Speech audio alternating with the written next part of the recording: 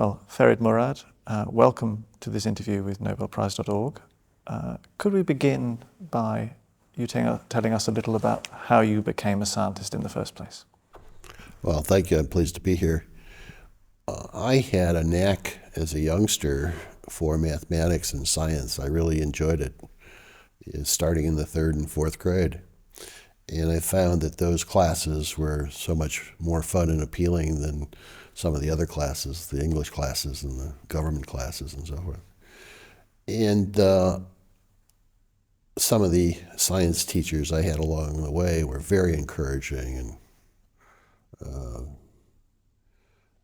and that helped to have the mentors there at the right time. And when I was about 10 years old, I thought I was going to go into medicine. How I decided that, I don't know. My parents had very little education, but I recognized the importance of education because of them. And I thought my first choice would be medicine, and my second choice would be teaching, perhaps mathematics or chemistry. And my third choice was pharmacy or pharmacology. And I found that those goals haven't changed. And I think it's because I really enjoyed science and mathematics, and I had a knack for it, and I did very well with it. The humanities in school were not quite as exciting to me, but I did it. I learned how to memorize. I played mathematical games in my mind. Yeah. I'd walk down the street and memorize license plate numbers, things like that. I developed lists of random numbers and try to learn them all and memorize them. Yeah. That was great preparation for medical school. But because of the knack in science, I thought that what I should do is go into medicine. I also, because of teachers, thought teaching was a possibility. And one summer, I was interested in butterflies with a friend. I was a youngster. And we were catching butterflies, and I didn't want to touch them with my fingers as I mounted them with pins in this cloth or frame that I constructed. So I went to the local pharmacist and asked him if I could have some cyanide, potassium cyanide, and hydrochloric acid. And he gave it to me. Today that wouldn't happen. Those were the days. But that got me sort of interested in chemistry. And I also was thinking about the possibility of pharmacy or pharmacology. And in 8th grade, we were asked to write a paper, an essay, about career choices. What do you want to be when you grow up? And my first choice was medicine. My second was teaching, being a professor. And my third choice was a pharmacist or pharmacologist. And I'd become all three of those. And I guess I knew what I wanted to do. And I had goals and worked very hard for it. But what really influenced the whole process so much was the recognition, the encouragement from so many mentors, high school teachers, college teachers, and certainly graduate school and medical school. And when I decided, instead of going to medical school, to go into an MD PhD program, which was a brand new, spanking new program in Cleveland, had just gotten started. That was the program that Earl Sutherland began in Cleveland. Earl Sutherland began that program in Cleveland in 1957, a couple of years after he went there as chairman of the pharmacology department. Earl was an MD who was a clinician in the Army and subsequently went back to St. Louis and trained with Carl Corey in biochemistry and got interested in glycogen metabolism and phosphorylase. And then as a very young man, went to Cleveland as chairman of pharmacology. A couple of years later, he hired a young assistant professor, Ted Rull, who was a biochemist. And Ted looked after his laboratory as Earl did his administrative things as the departmental chair. But Earl had incredible vision as a physician and as a scientist. He could put it all together. And Ted had the skills of how to do that right experiment and make it work. He had the hands for the laboratory. And he insisted on all kinds of controls. So I was fortunate to have worked with both of them. Earl had this incredible vision about how biology should work or did work, and Ted taught me how to do the experiments so that you would believe your data. And Ted would ask for so many controls that as an MD PhD student, I kept flipping back and forth between medical school and graduate school because it was not a federally funded program at the time. It was all pieced together with some of Earl's donations from some drug companies for his interest with glucagon with Lilly, a training grant that he had and his research grants. So in order to get my stipend, I had to spend so many months a year in the graduate program. Otherwise, I'd have to forfeit my stipend. So I was flipping back and forth between medical school and graduate school. And that was exciting. And the curriculum was quite unusual in that it was the first school not only to create the MD PhD program because of Earl, but also to teach in a different fashion with organ systems. It was a very integrated approach to teaching. One lecture would be anatomy, and the next would be physiology, the next would be biochemistry, and the next would be clinical application. So you learned how to put it all together very quickly. And having worked with both Earl and Ted, who were really quite different, and having this curriculum, I just got really turned on.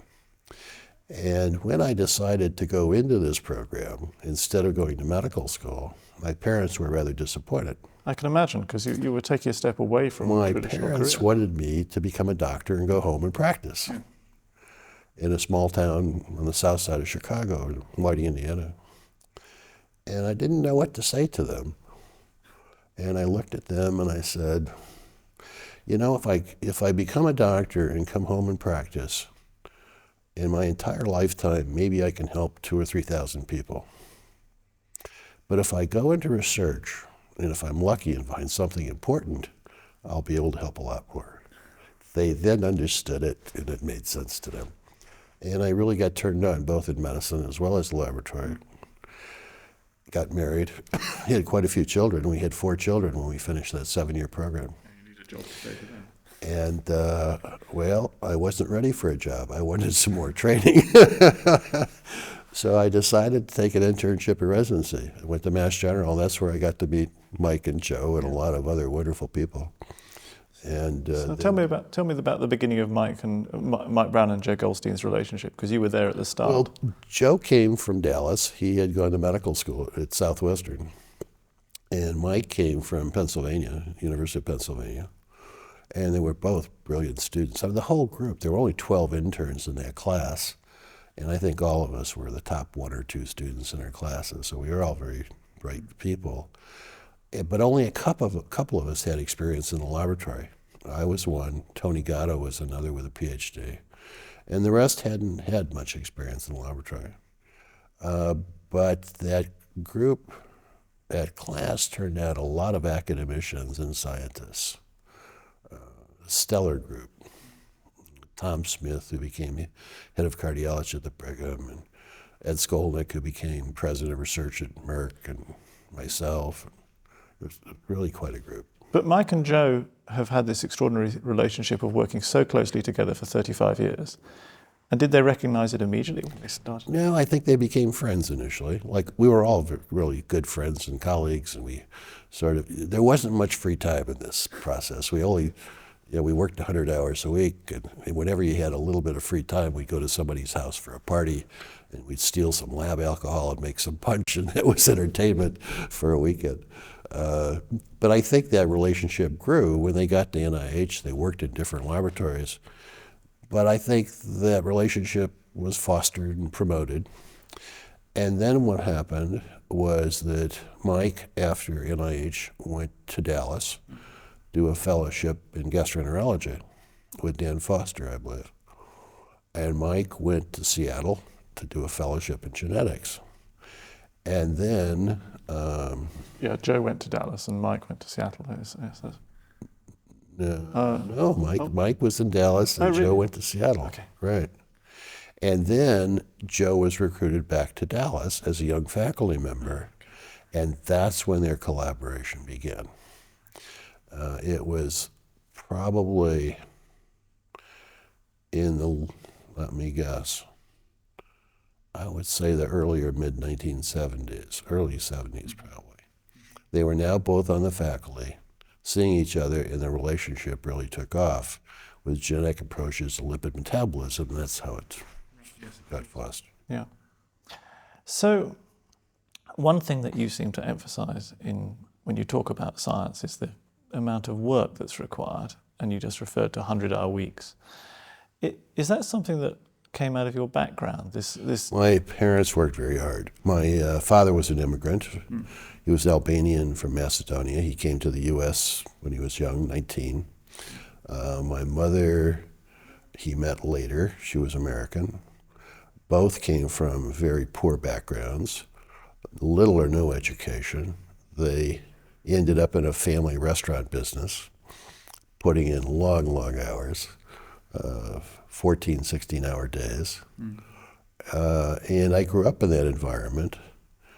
And although they hadn't had much education, they really encouraged the three sons, and I was the oldest of three, to go on to school.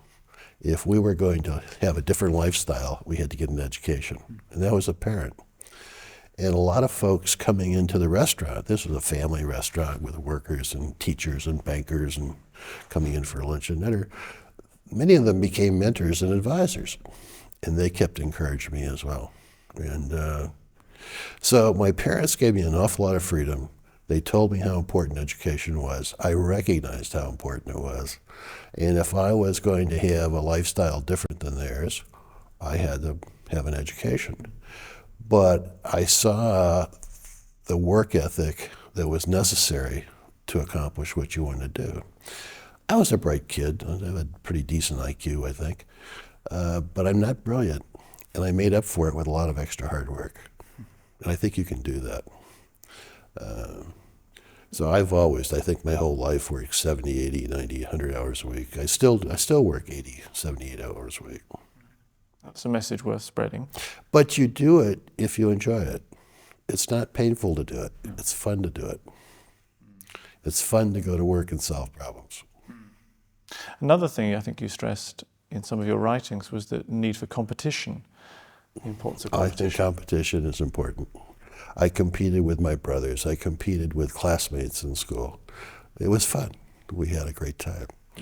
One of my best friends I met in kindergarten. We've known each other ever since. He became an aeronautical engineer. He was on some of the projects with Boeing that built the stealth bomber. Very talented aeronautical engineer. I went the medicine route. But when we see each other, in the past, we would compete with chess, or we would compete with whatever. And we still compete. But it's fun. Yeah. Okay. I say competition is very healthy. It motivates you, it drives you. It's got to be friendly competition. It can't be horribly aggressive competition. But it's most fun when you win. Yes. Yes, that's true. I suppose it's a fine line to tread between friendly competition and unfriendly competition. Great. When you think of mentorship, what characterizes a good mentor? I think that the mentor has to. It's like raising a family. You want to encourage your trainees or children. You want to provide everything they need. The resources, the space, the equipment, ideas, but you expect them to contribute as well. And what I enjoy is having not arguments, but discussions about my ideas versus theirs. I want them to be open and straightforward and tell me what's on their mind, tell me when I'm wrong, and I'll do the same with them. And that's an interesting interaction and dialogue. Now, there are lots of educational systems that don't work that way, where the trainees feel suppressed, afraid to test the boss, ask questions. And I think that's wrong. That inhibits creativity, I think. I mean, I suppose classically medical training fits into that. Exactly. So when you recruit students to work in your lab, what do you look for in them? I have a lot of international students. Of the 130 or so trainees I've had, probably 2/3, 3/4 are foreign, from all over the world, and the others are American. I mix them up. The trainees have backgrounds in genetics, molecular biology, biochemistry, pharmacology, physiology, cell biology, and I put them all together. And they all teach each other something. They end up collaborating. They all have their separate projects. And when they come to start working in the laboratory, I offer my ideas, but I want them to meet everybody and come back with some of their own ideas. And then we'll settle in on a project. So they each have a project to work on, but all of the projects intermingle and overlap to some extent, resulting in collaborations and assistance from other people in the laboratory. So they're all learning something. I learned a lot. How do you organize that? How do you organize a lab where people are working on different projects with different skill sets, and yet you need them to interact? We have lots of meetings, lab meetings weekly, where 3 or 4 of them will present their work over the last month or so. So over the course of a month, basically everybody has an opportunity to present what they're doing. It's an opportunity for others to see what they're doing, learn about new techniques and ideas, opportunities to collaborate. I'm there to orchestrate. I'm there to provide the resources, test some of the ideas, offer ideas, but not inhibit experimentation. I never ever tell a person not to do the experiment. I say, if that's important for you and interesting enough for you, you do it. Even if it means doing it on your own time, you do it. Yeah. And I think it's good and healthy for a trainee to discover something themselves. And when they do, they really get into it. They really have ownership of that. We're a bit jumping out of temporal sequence, but when you found yourself in industry in the 80s and 90s, were you able to apply the same principles to allowing people to do their own experiments? And my laboratory, when I went to industry, was different than the other laboratories. And it's only because I went into industry in a very senior position with a lot of authority and a lot of resources. And they weren't hiring me to run a laboratory. They were hiring me to be an executive to run R&D. But I said, if I'm coming to industry, the only way I will come is with my own laboratory, postdocs, and grants, because I want to continue doing my own thing in the midst of all of this.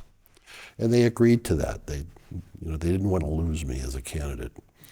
But once I got in the system, then they said, you're really an executive. Why are you running this laboratory? I said, I'm running the laboratory because I love it. And how can I manage research if I don't do it myself? You have to be able to do it, and you have to be an example.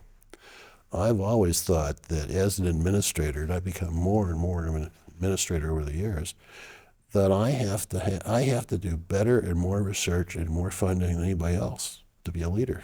If I can't do that, I shouldn't be a leader. So I work very hard at it.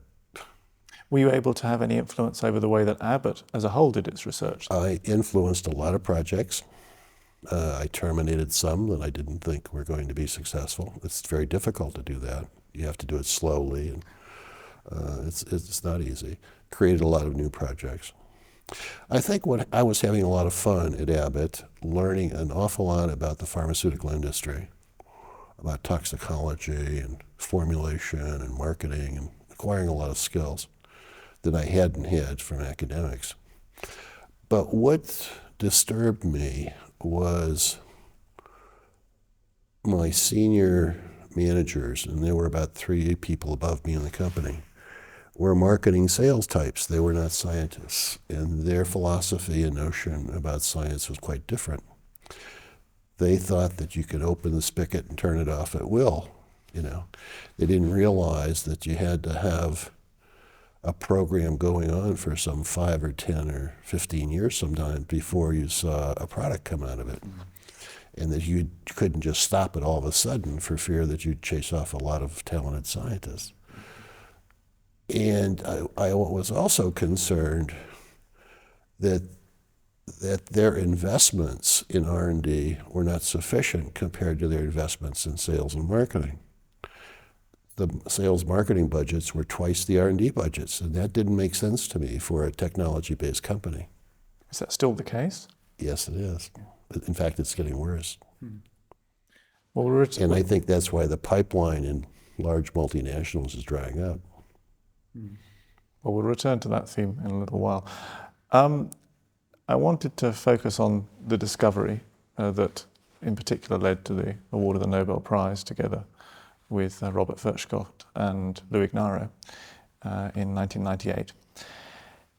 You found that nitroglycerine, which had been around for 100 years and used to relieve chest pain in angina, works by the release of nitric oxide, which is an unusual signaling molecule because it's a gas. And the question that seems to be begging is how come nobody had found this for 100 years? If you went looking for a gas or a free radical as a messenger, it would be an impossible project. And the way we discovered it was really through the back door, through another avenue. I grew up in Cleveland working with Sutherland and Roll, interested in cyclic AMP. How do hormones regulate cyclic AMP, and what are the biological effects of cyclic AMP to regulate glycogen metabolism, fat metabolism, etc.? Cyclic AMP being the first second messenger. Intracellular second messenger. And then in the mid-60s, cyclic GMP was discovered by some chemists. And I kept an eye on the field because I was intrigued with that notion of another messenger molecule. And over the next few years, a couple of messengers started popping up. Calcium came along. Prostaglandins were looking promising. Diacylglycerol was looking promising. Cyclic GMP started looking promising. And when I left my training at NIH to go to my first faculty position in Virginia in 1970, I said, I'm going to switch from cyclic AMP to cyclic GMP. As a young faculty member, I saw a lot of activity in the field of cyclic AMP research. A lot of laboratories were now working with this. And in '71, Earl Sutherland got the Nobel Prize for that, so that attracted even more people. And I didn't want to compete with these big factories. As a young faculty member, I thought there was a lot of high risk to that. And I saw cyclic GMP as a new emerging field where I could take my information and ideas from the cyclic AMP field and work in another direction. So I made the switch to cyclic GMP. And I wanted to figure out how hormones and drugs regulated cyclic GMP production and what are some of the biological effects of cyclic GMP. Those were unknown at the time. And in our very first experiments, we found that tissue extracts contain not just one enzyme to make cyclic GMP, but at least a couple, a soluble activity and a particulate activity. With some biochemical studies, we thought they were different isoforms. One had cooperativity with substrate, the other did not. And I thought, wouldn't it be interesting, whereas adenylate cyclase at the time appeared to be a single isoform in the membranes. We now know there are many isoforms, but in those days we thought there was just one. And for guanylate cyclase, its cousin, to now have multiple isoforms, I thought, wow, this is interesting. There are different compartments in the cell. Perhaps there are different hormones and mechanisms to regulate each of these enzymes. There will be different pools of cyclic GMP in the cell, perhaps with different functions. And wouldn't that be an interesting, complicated problem to tackle? So we went after it. Well, it turned out hormones wouldn't activate the enzyme in cell-free preparations, which was one of our goals. We wanted to figure out how hormones worked. How did they couple to the cyclase regulation? They didn't work in cell-free systems. And because we thought we had different isoforms, I thought maybe different hormones would work on each isoform differently. Well, ultimately, we had to purify those isoforms and clone them and express them, but that took a long time. That took 12 years, probably. So I took a shortcut and threw in the kitchen sink.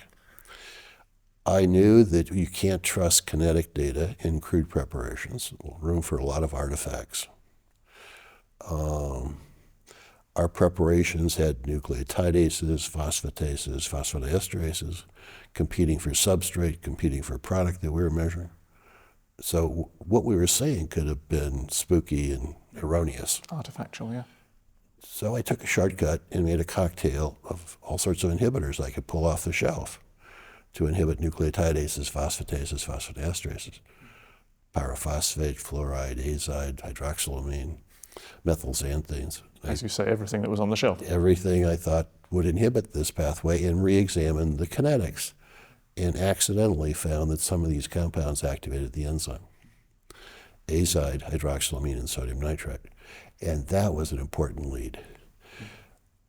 As a student, I recognized the importance of fluoride activation of adenylate cyclase. We had another small molecule in the cyclic AMP system. That turned out to be very valuable in understanding the role of adenylate cyclase regulation and the role of G proteins. So you were pre-warned to look for small molecule activation. Yes, there was a precedent for it. And now we stumbled into another class of small molecules that did it with guanylate cyclase. And I said, maybe these will be hormone surrogates that are bypassing the system. Obviously, the hormone receptor binding at the cell surface is not communicating to the cyclase in a cell-free preparation. We're missing something, but these are activating. Maybe they'll help us figure out what we're missing. And that's what led us into nitric oxide. We took these compounds and we put them into tissues, and they raised cyclic GMP levels in lots of tissues, including smooth muscle. I thought cyclic GMP in smooth muscle would cause contraction. As a student, I knew that cyclic AMP caused relaxation. I thought they would antagonize each other. But no. That's not what we saw. They caused relaxation. And once we saw that, we said, what do other smooth muscle relaxants do? What does nitroglycerine do? What does nitroprusside do? We put them in, and sure enough, they elevated cyclic GMP levels, not only in intact cells, but in broken cells. So now we ended up with a family of molecules that were capable of increasing cyclic GMP levels in intact cell cultures and slices and tissues, as well as activating the soluble isoform of guanylate cyclase. And then it became a mystery story for a couple of years. What is this intermediate? They're all prodrugs. And the important lead for us was the discovery that some tissues did not respond to azide. And that's because they possessed inhibitors. And we purified those inhibitors, and they were hemoglobin and myoglobin. So we knew that heme proteins could somehow interfere with the activation. And we had a long list of we call nitrovasodilators. They were all nitrogen containing. Some were nitros, nitrosos, hydrazines, whatever. And we said, could the intermediate be nitric oxide? Because in the literature, we found papers with a very high affinity of nitric oxide for the heme prosthetic group of these proteins. Okay, so that was binding nitric oxide. And we said, let's see if it's nitric oxide. And sure enough, it was. That's how we found it. So it was accidental, some biochemical, rationalization, serendipity. It happened that we had to have smooth muscle in the lab at the time. Yeah, many things coming together, and above all, a preparedness to look at the data in a particular way. We were approaching it from a very biochemical direction, but I thought in a very meaningful, logical, sequential fashion. And the big mystery is, how do we jump from all these nitrovasodilators, which we thought were prodrugs, to the activator of G cyclase? And we stumbled with it for a couple of years. And then finally we realized that it could be nitric oxide, and made it, and sure enough it worked. So have you pondered whether there were people out there in previous decades who were close to the possibility of solving this problem? There were some other laboratories, one that I remember quite well, a fellow up in Minnesota, Nelson Goldberg, who was also interested in cyclic GMP, trying to figure out what regulated its production, what were some of its functions. He was working with lymphocytes and a lot of other systems. Nelson was really a very aggressive, hustling, clever scientist. However, Nelson although he was a good friend, we were fierce competitors. And a lot of stuff that he did, I didn't believe.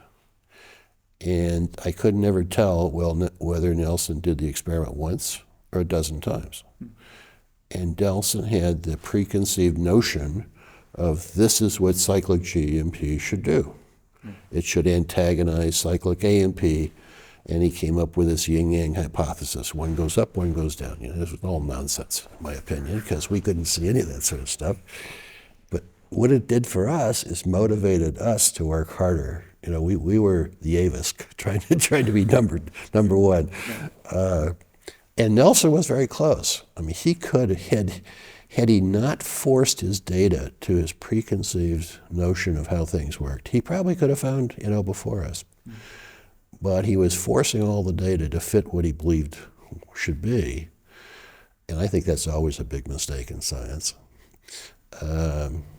Instead of really saying, this didn't work the way I thought it would work, maybe something else is going on. And that's what Ted Rall taught me to do. Earl Sutherland taught me to be as imaginative and free associating as you can be. Just pluck it out of here and try to figure out how to put them together. His mind was incredible. Ted taught you how to pigeonhole all of it into a spot and do the experiment in such a way that it was either right or wrong. So it was fun to have had that experience working with both of them. Yeah, you've got the air and the land right there. Yeah, so when we did an experiment and I got a result, I knew I could believe it. And if it didn't fit my ideas, I said, something else is going on. Let's go think about this now. Yeah. So following up on the story, you then had Furchgott discover quite rapidly that there was this thing, EDRF, endothelium-derived relaxing factor. Correct. And that was the mechanism of action of certain drugs' action on the smooth muscle surrounding blood vessels. But it took another 6 years or so for the connection between nitric oxide and EDRF to be made. Right. And looking back, it seems perhaps to students... For some people it took 6 years. All right. Okay. I'll tell you this story. Yes, please tell me the story, because it seems, looking back, that it might have been an obvious... Robert Furchgott was a vascular biologist, pharmacologist for many, many years. I met him as a student in Cleveland. When I was a graduate student, Earl Sutherland would bring dignitaries through for seminars, and I got to meet Furchgott very early on in the days where he was looking at receptor theory and receptor abundance and excess receptors and in vascular preparations. It had been known for a long, long time that some agents, acetylcholine, histamine, others, would lower blood pressure in animals or man. They were hypotensive vasodilators, but they would never work in the laboratory. And that's because the integrity of the endothelium was destroyed in the process of making those preparations. One day, Bob gave an experimental protocol to his technician, and instead of making strips where they would take a muscle and open it up and put it on their finger and clean off the adventitia and mount it on the hooks, and in the process, what you're doing is touching the endothelium and destroying it. So his technician took a shortcut and just, like a salami, whacked off rings and hung them up, and now they caused relaxation. It was a different preparation with the endothelium intact. And Bob is so meticulous and clever that he realized the difference. He said, my goodness, now we have the endothelium and here we didn't. Now the other tip-off, one day their chambers were near a window and they had a shade. And somehow they put up the shade or put it down, one or the other, and they noticed that when they opened the shade, the muscles relaxed. When they closed the shade, they contracted. He had light-induced relaxation. When we found nitric oxide activation of guanylate cyclase, I was very excited to find a free radical activating an enzyme. That was a precedent. It had never been shown before. I thought perhaps other free radicals might regulate other enzymes. And I knew that there was a lot of free radical chemistry and photochemistry. Okay? So we drink cocktails with riboflavin and other goodies in our preps. and would shine light on them and try to activate the enzyme. And on one occasion, we were successful, but we could never repeat it. But when it worked once, I knew it had to work, but we couldn't repeat it. Something was different the next time we did it. And again, it reflects Ted Rawls' assistance in how to design an experiment. If you got your data, you can believe it. But if you can't reproduce it, it doesn't mean it doesn't work. It means you're doing it differently. But we could never get it to work. So when Furchgott found this factor coming out of endothelial cells to cause relaxation of smooth muscle, he came through Charlottesville to give a seminar, all excited about these endothelial-dependent vasodilators and EDRF. This was in the spring of 1980, before his Nature paper. After his seminar, I buttonholed him and took him off to my office. And I said, Bob, EDRF with a short half-life of several seconds is a reactive species. It's probably a free radical or some other reactive molecule. And I think it's going to work through cyclic GMP. And it might be something like nitric oxide or a complex. Let's collaborate and figure this out. And we agreed to do that. It turned out that in that trip to Charlottesville, his wife fell, broke her hip. Turned out she had metastatic breast cancer in her hip. They returned to New York, and he was so distracted with her breast cancer. Shortly after that, I started looking at Stanford. We moved the lab out to California, so we never collaborated. I wish we had. Yeah, that's a missed opportunity. We lost about a year or so because we hadn't collaborated, because of his experience and ours. But then we got out to Stanford. I moved in the summer of '81, about a year after his visit. And Michael Peach, a pharmacologist from Virginia and a colleague and a vascular biologist interested in prostaglandins, but also following the EDRF story, came to visit and consult for Centex across the street from the VA where my office and labs were. So he came over one afternoon, we were chatting, and he said, "What are you doing with EDRF?" And I said, "Mike, we're waiting for samples from Furchgott. We're going to collaborate and see if it works through cyclic G. I think it will. But we've never gotten any samples from him as far as I know." I said, "Let me call the postdoc in who was going to do the experiment." So I called in Robert Rappaport, who was with me at the time, and I said, "Robert, have you ever gotten samples from Furchgott's lab?" He said, "No." And then he smiled. I said, "Robert, what's going on?" Sheepish smile. He said, "I've been stashing samples away that I've been doing in the Revco." I said, "Robert," I mean, this is an example of a trainee who's inquisitive enough to take the time to do it, but he's afraid to tell the boss, but he's doing the right thing. How could you ever inhibit that sort of activity, behavior? You don't want to do that. So I said, "You better go back to the lab and get all those assays." And sure enough, it worked. And we then showed that EDRF worked through cyclic GMP. So that was a nice follow-on story to Bob's work. Shortly thereafter, he and Ignero and even Moncada started saying that EDRF might be nitric oxide. I said, "No, it's not."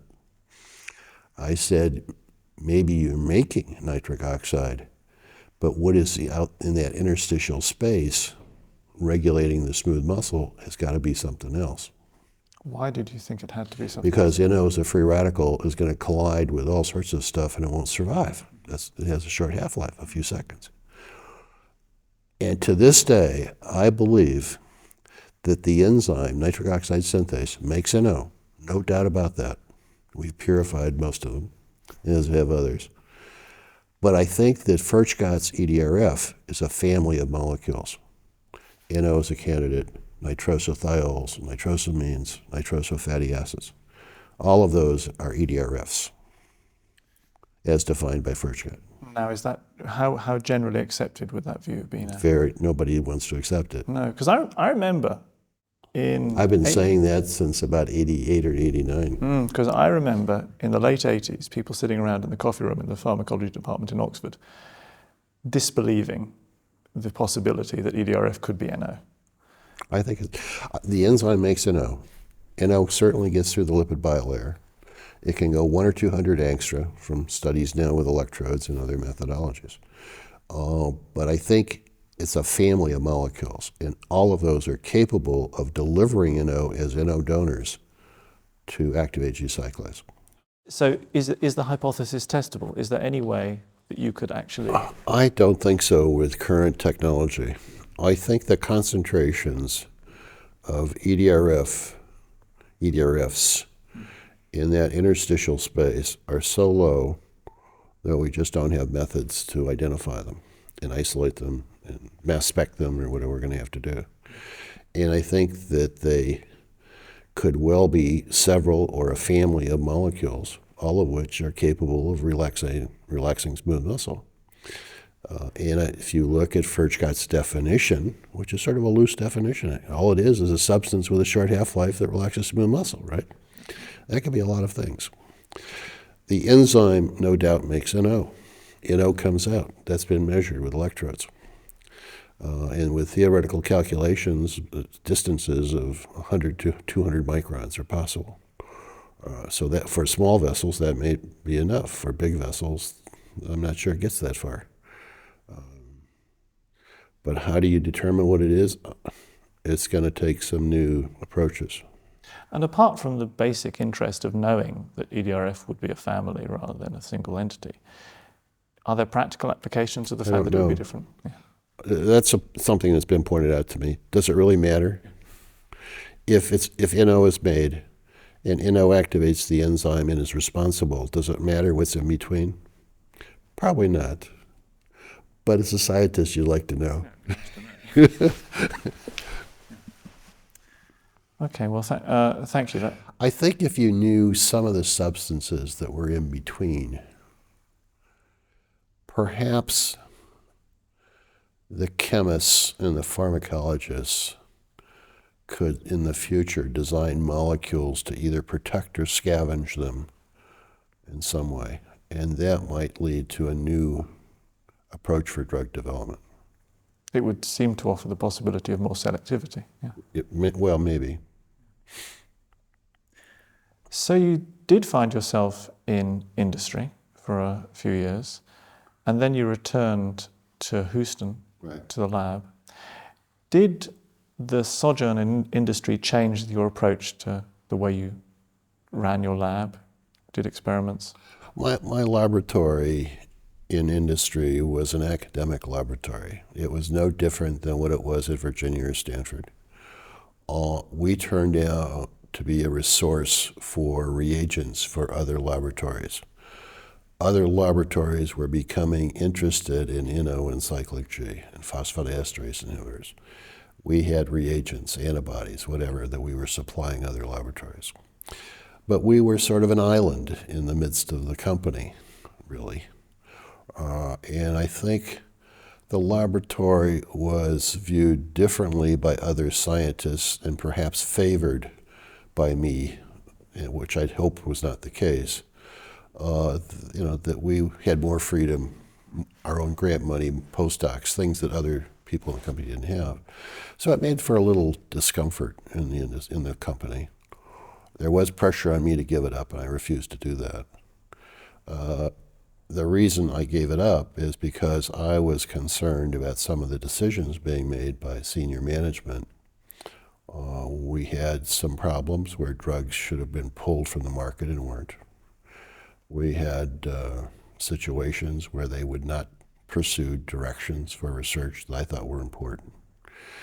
One of the examples, in Virginia, I collaborated about the time we discovered NO, actually, with an infectious disease faculty member, Dick Garant, who was interested in third world diarrheal disease, particularly Bangladesh at the time. He had been in the public health service for a while.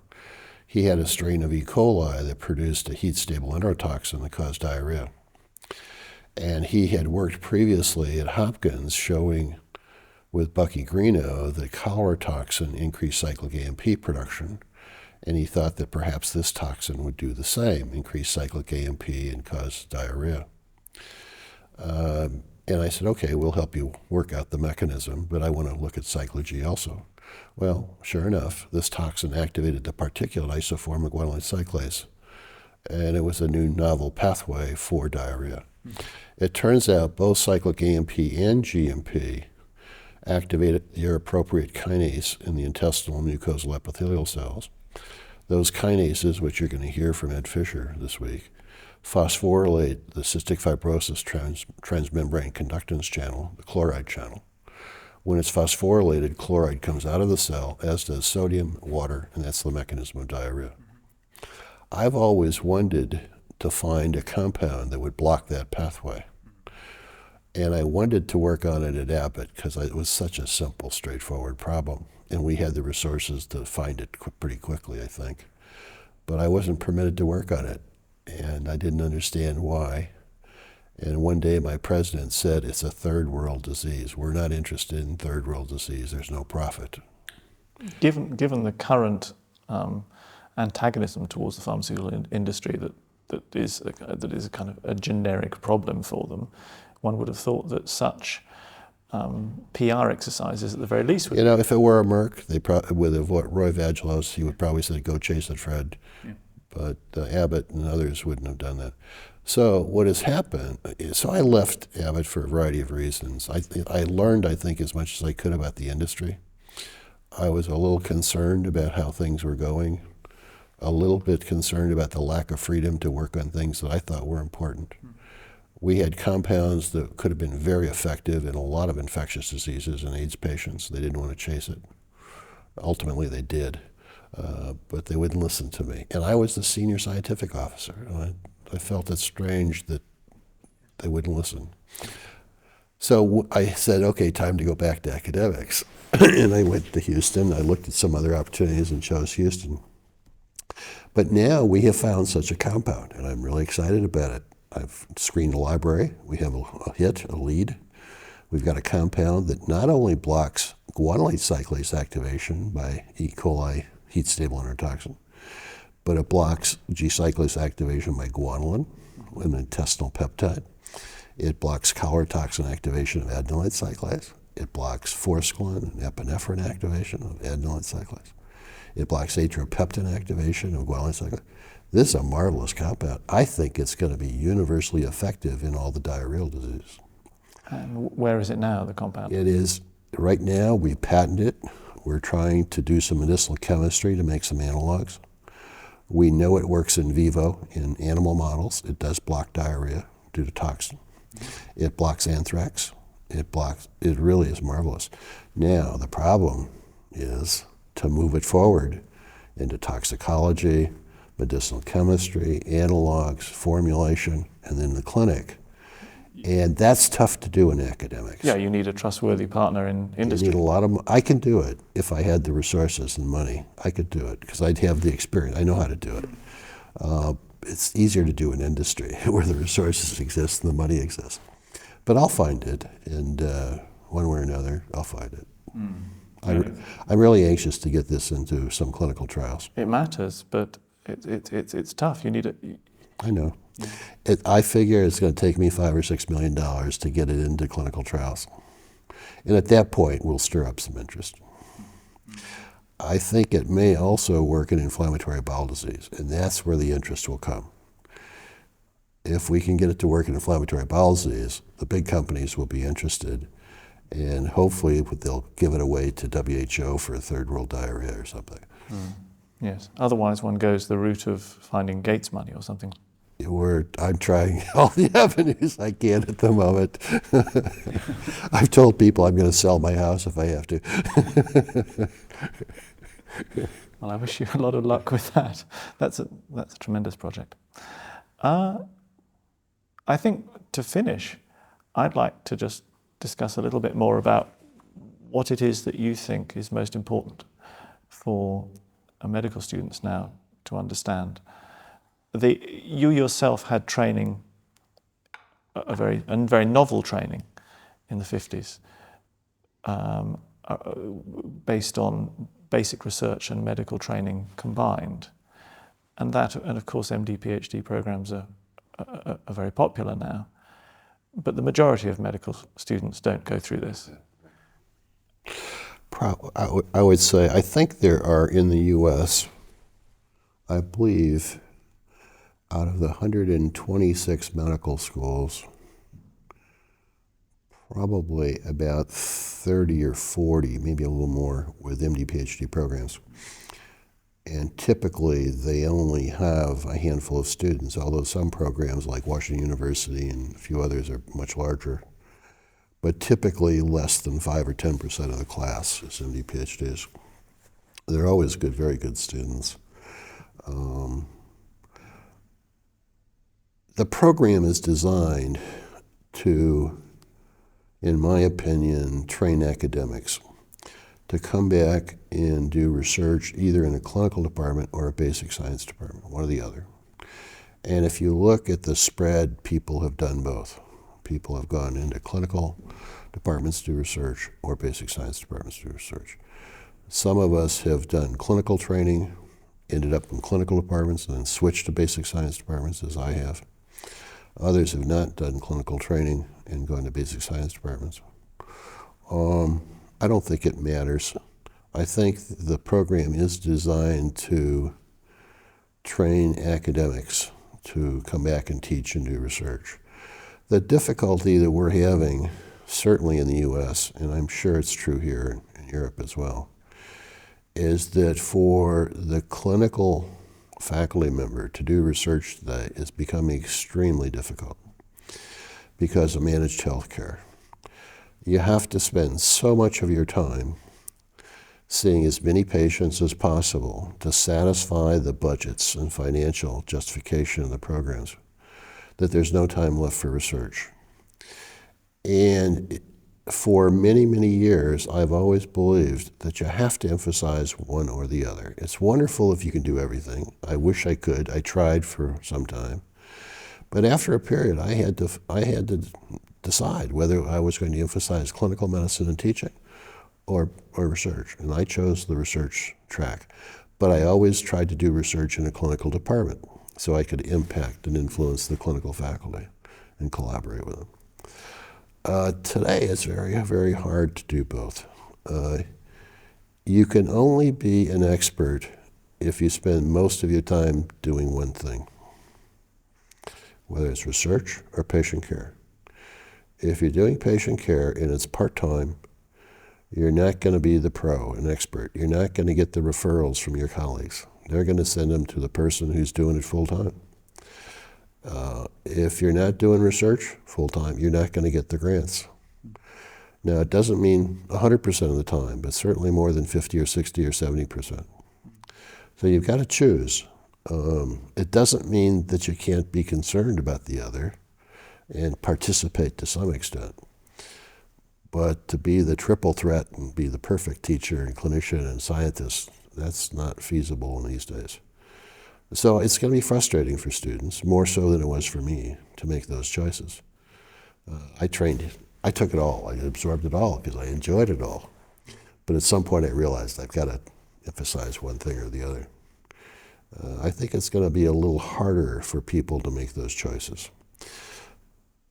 Educational costs are escalating through the roof. People can't take the long training programs that I went through.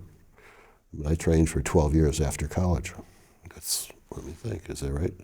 Yeah, 12 years. It's hard to do. And I did it with a family, with 5 kids. Very hard to do. You'd have to go into practice after that these days just to pay for it. Exactly. Well, that's what's happened. I have a son-in-law who's a cardiologist. And another son-in-law who's a neuroscientist. One's a PhD and one's an MD. The MD has done a lot of research. Cancer research, cardiovascular research. He's probably spent about 4 or 5 years in the laboratory. He got himself an American Heart Fellowship and the whole bit. Well, he grew up in California. He wanted to go back to California. To afford housing in California and pay off all of his debts, he had to go into practice. So now he's a cardiologist in California to pay all of his past loans and to move into a house. He'd love to be an academic, but I don't think he can afford to do it, which is sad. Yeah, so now it's the case of do one thing and do it well. Yeah. Well, on that note, I guess we should stop. Thank you very much indeed for taking the time to talk to us. I think the important message for young people, when I was a student, I absorbed everything. I never cut a single class in my career because I thought everything was important. I couldn't determine what was important and what wasn't, therefore I learned it all. And our faculty would say, half of what I'm going to tell you is true and real, and the other half is not, but I can't tell you which half. So I would learn it all. Today that's different. And I think that education is so costly that you can't afford not to take advantage of it, of the opportunity. And what you're learning may not be applicable later on, but it prepares you to learn it later. And you've got to do what you enjoy doing. It doesn't matter what you do. As long as you enjoy it, do it very, very well. The best you can be.